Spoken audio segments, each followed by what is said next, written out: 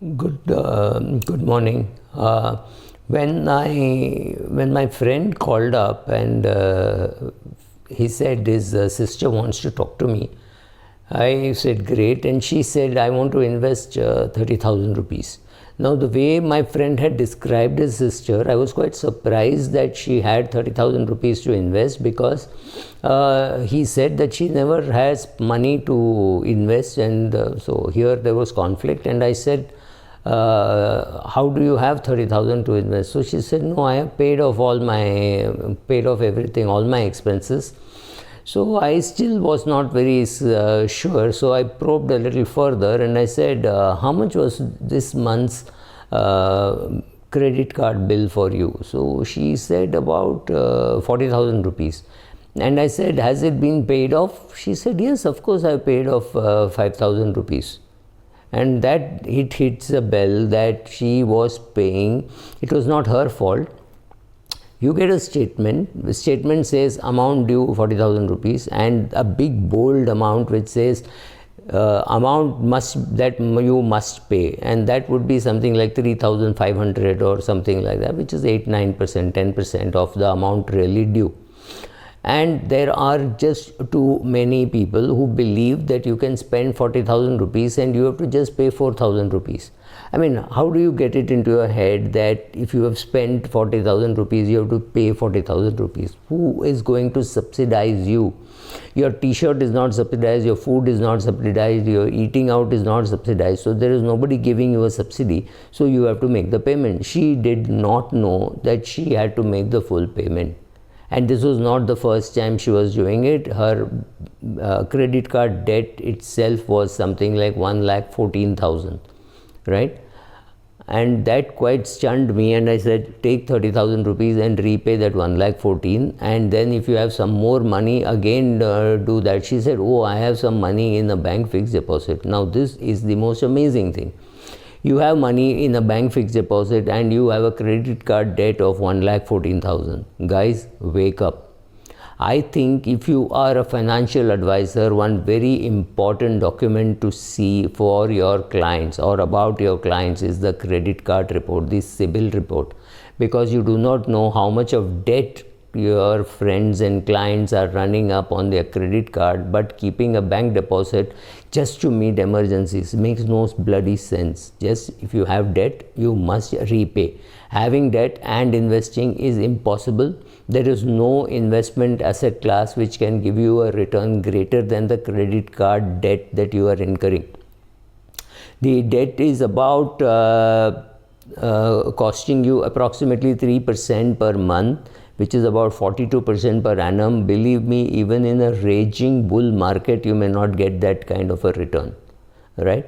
So, I mean, we have made it very easy for people to borrow, and we have made it almost compulsory for people to borrow. How many people can afford a 50 lakh rupee education? Forget a 2 crore rupee education. 50 lakh rupee education also is expensive.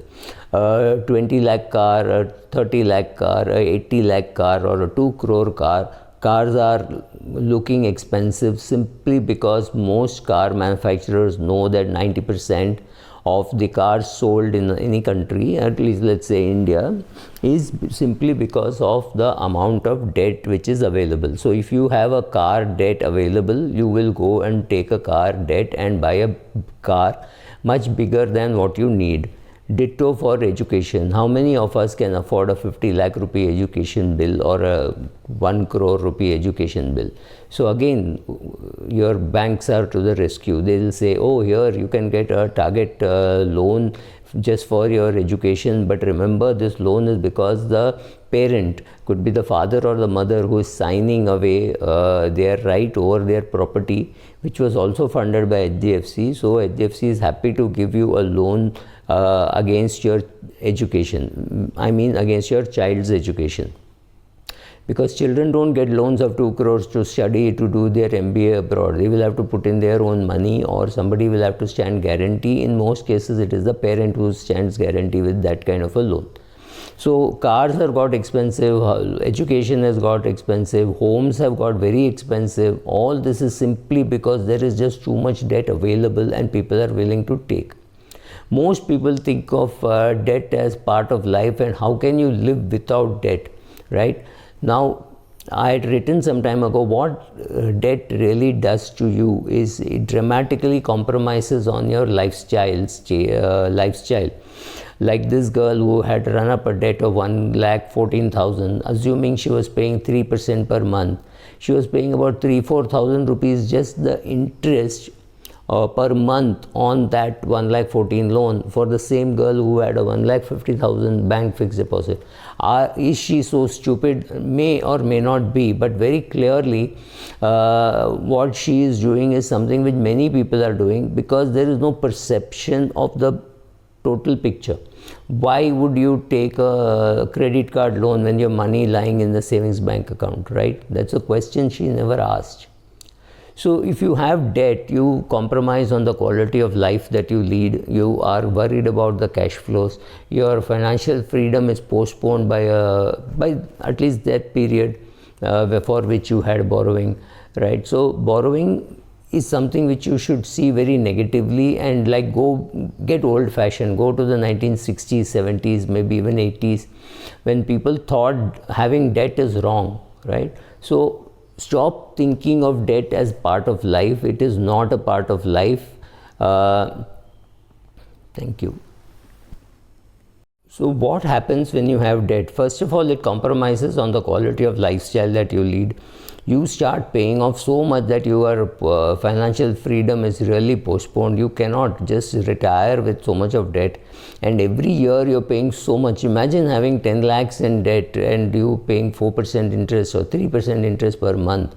That amount is huge. It is 30,000 per month just for the interest, and you have to repay the principal, because till you don't repay the principal, that amount is ballooning.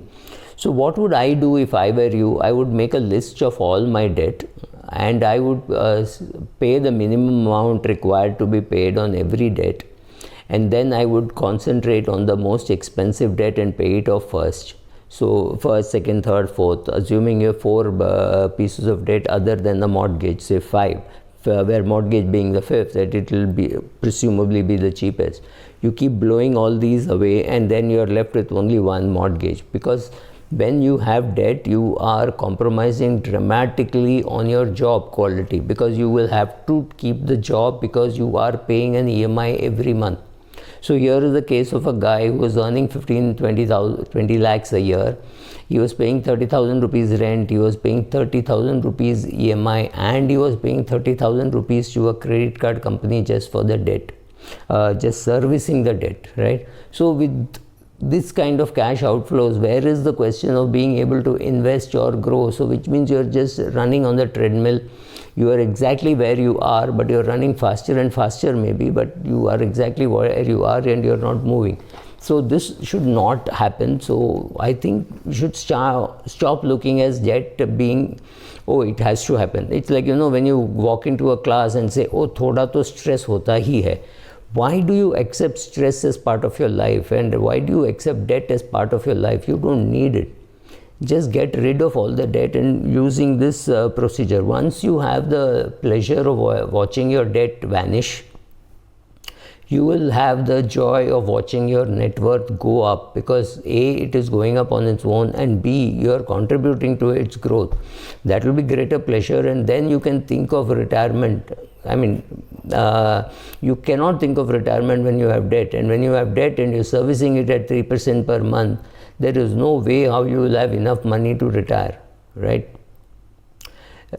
Debt has become a part of life. Look around you, everybody has debt. They'll have a mortgage for their house, they'll have a mortgage for their car. The minute the car mortgage is over, they get itchy and they replace the car, right? So again they get into the same trap. Then housing, though, people will tell you, how can you buy a house in Bombay without borrowing? Fine, don't buy in Bombay, buy somewhere else. But the fact that you have borrowed, you have to understand that you have to repay. You cannot let it balloon and become so big that you find it difficult even servicing it after some time. The only exceptions are, of course, the business loans that you take, or the loans that you take to grow yourself, which means an education loan. Maybe those are some of the loans which to me are allowable. Even home mortgages is something, most people call it good debt, but I'm a little skeptical, because if after 15 years your house is not really appreciated, you might have as well paid rent and lived there instead of buying it and paying the EMI and finding that it has not appreciated, right? Student loans are good, but look at the ROI that you're going to get on the education, because it's not going to be very easy getting a job. So think about education also. Remember that the very expensive education, the more expensive the education you get, it does not mean you'll get the highest salary, right? Maybe it is great experience for you, maybe you will go through it, but remember, debt is what is likely to cripple you from growing your wealth. Thank you.